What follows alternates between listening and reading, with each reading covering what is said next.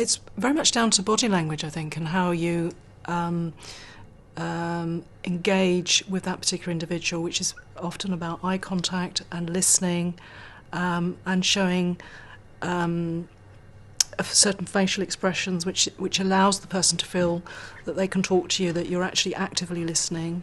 Those are the sort of things that I would think of when trying to give a sense of safety to somebody so that they can disclose. I don't know if you have any other... I think that the other part that you mean, non-verbal cues are extremely important, because that's what what the person's seeing. Yeah. But again, I think it's very important to validate the fact that the person has a concern, rather than sort of saying, really? You sure? That doesn't validate. That actually breaks down that level of communication. It's to say, I'm extremely sorry to hear that. Why are you comfortable? Are you all right? Do you feel okay? Can we talk? It's about validating that they've actually come to you with something very important that you're going to listen to.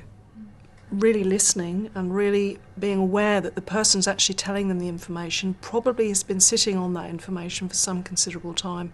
Disclosure doesn't happen immediately. It often can take many years for somebody to actually say something that's happened to them. So I think it is so key for somebody to be very attentive and listening and making sure they're actually taking seriously what the person's actually saying to them. I think that's really, really important, because, I don't know, put a percentage number on it, it's huge. 98% of disclosures I've heard, people have been really frightened to say something for a usually very long time. And you really do have to appreciate what a major effort it is for people to be telling you this story. And as you say, I think, really making it clear that you're taking them seriously, really trying to get them to take it slowly. You've got the time to listen to them, and that you will do something about it. You may be limited in what you can do about it initially, but you will do something about it.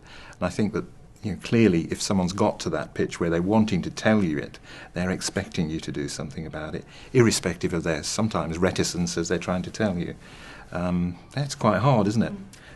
And absolutely, and I think very often it may have been that they have disclosed in the past and haven't been taken seriously because they have a learning disability or because they have a mental health need, and so they haven't been taken seriously by others. So they might be very concerned about the person being judgmental towards them, that somehow they're responsible for the abuse or that they've caused it to happen to them. So all of those things are absolutely key to be non-judgmental and to have a very important role in listening to what they're saying.